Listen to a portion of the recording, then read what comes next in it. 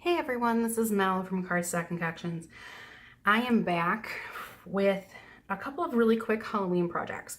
And this is actually my first Halloween project, and it's a card. And I did the card first because you typically send cards. And at this time of the year, I think we need to send a card.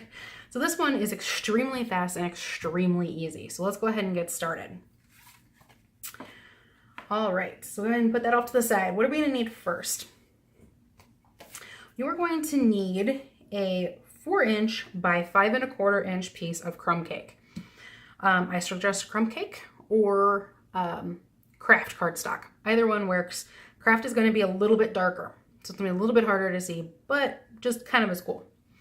Next, you are going to need to make yourself a template. If you have the layering squares framelit dies, go ahead in there, find the square that is 3 by 3, and we're going to use that. Line it up 1/2 inch from your top and your 2 sides, and 1.5 inches from your bottom. So basically you want to center it towards the top there. If you do not, this is how I made mine. I went ahead and I grabbed, this is actually a Tim Holtz Ideology ruler, and it's got lines on it, as you guys can see.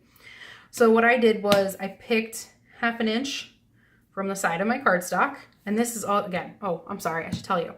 This is 4 inches by 5 1/4 inches tall. So it's the same size as my piece of paper that I'm going to be layering it on top of.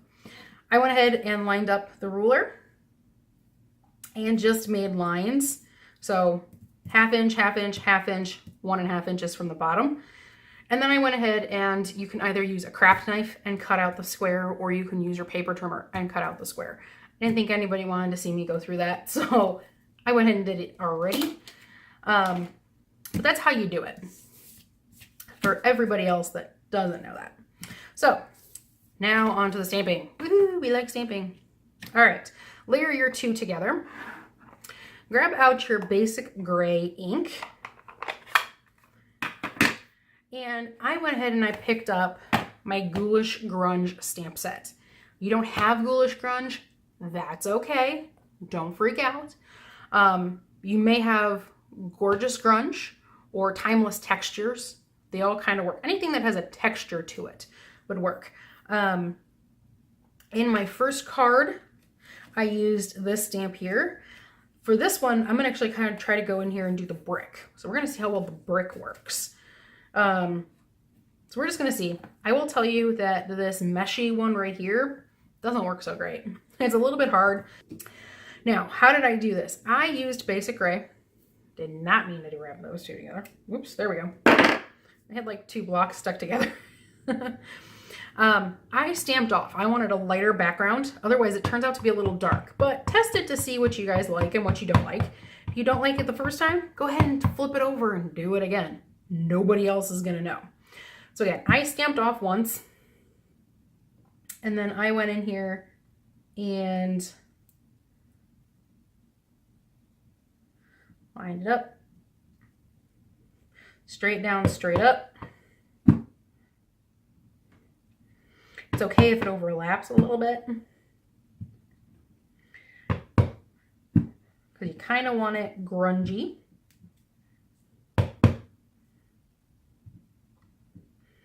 Ooh, didn't stamp off that time. Apparently I'm going back on top of it, guys, to make it look really gray and like I actually meant to do that.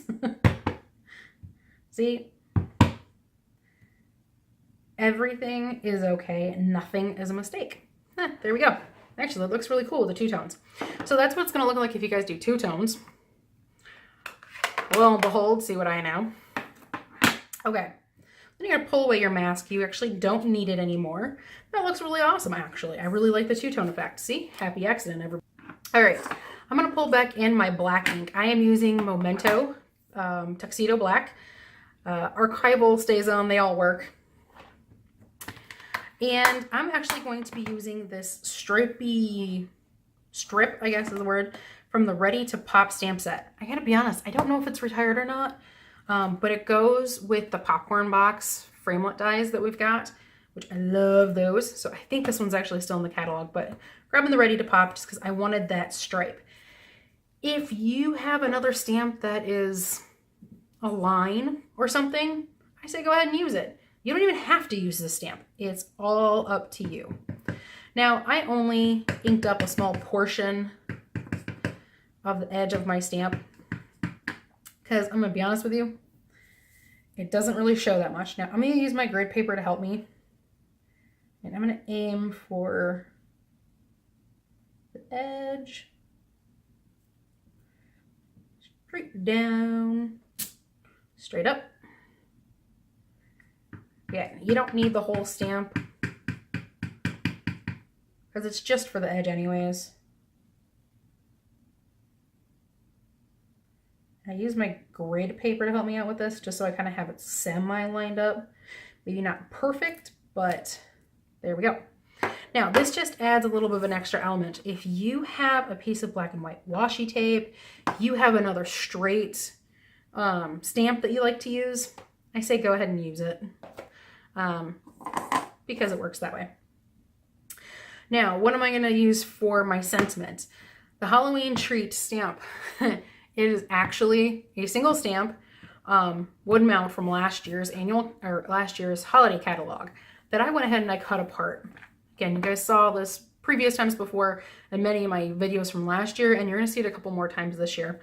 But I loved this font of the Happy Halloween and the little spiders, so I'm going ahead to use that again today. I'm not one that is afraid to cut apart my stamps. Make sure it's right side up. Go ahead and ink that up. I'm using black. And the reason why I used gray for the background and black for the stamps is just for the two-toned effect. I wanted it to be a big, bold two-tone, not a minor two-tone. Go ahead, making sure mine's actually right side up here.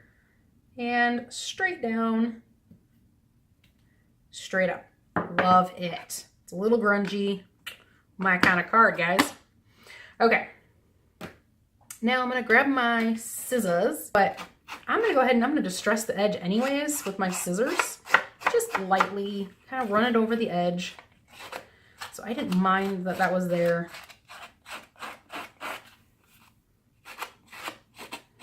Try not to rip your cardstock like I did the first time. I actually left it in my first original. You guys can actually see right here. I actually ripped my cardstock, but it just kind of added to the effect. So I left it. So we're just gonna go around the edge with your scissors. If you guys have you guys have really nice hard acrylic nails or something, you can use those. If you guys have a distressing tool, you guys can use that. I do not have acrylic nails, and my nails are really, really weak. And I don't have a distressing tool, so that's why I use scissors. All right. Alrighty. As I said, we're just trying to grunge it up just a little bit. Now, I grabbed in my basic black sponge. I am not actually going to re-ink this sponge. I'm just going to go with whatever ink is on there and just go around the edges. So you don't have to re-ink it. If you guys have a basic gray sponge, that would work too. Again, I'm just trying to darken up the edge just a little bit, trying to grunge it up just a smidge. All right.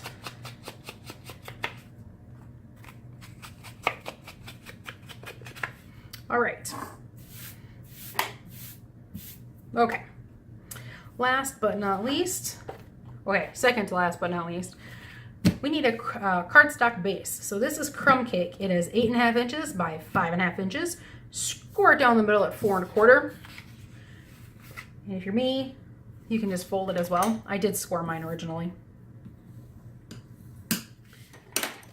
All right. Now I do use a bone folder to reinforce my score lines. You don't have to if you don't like to. Grab yourself some dimensionals. Now for this one, I would suggest either 5 or 6. I always do the 4 corners. You guys can hear my dog snoring in the background. I also apologize. He's apparently very stopped up with all of the allergies that are going on in Arizona right now. Okay, so 5 or 6, 4 corners and either center or 4 corners and 2 in the center. Depends on how you guys like to do it. I'm stuck to my finger. Okay, there we go. I have no nails. Like, I have a couple, but they're really weak, so I don't like to use them very often. Alrighty. And go ahead and line it up in the center. Apparently this was not 100%, 4 1/4 by 5, but there we go. So I hope you guys really enjoyed this project. If you enjoyed this project, please go ahead and like it. If you would like to see more projects like this, please go ahead and subscribe. If you have any questions, leave me a comment. I'd love to hear from you guys, and I will get back to you guys as soon as I can. This is Mel from Cardstock Concoctions saying I hope you come back and see me again. Thanks a lot. Talk to you later. Bye.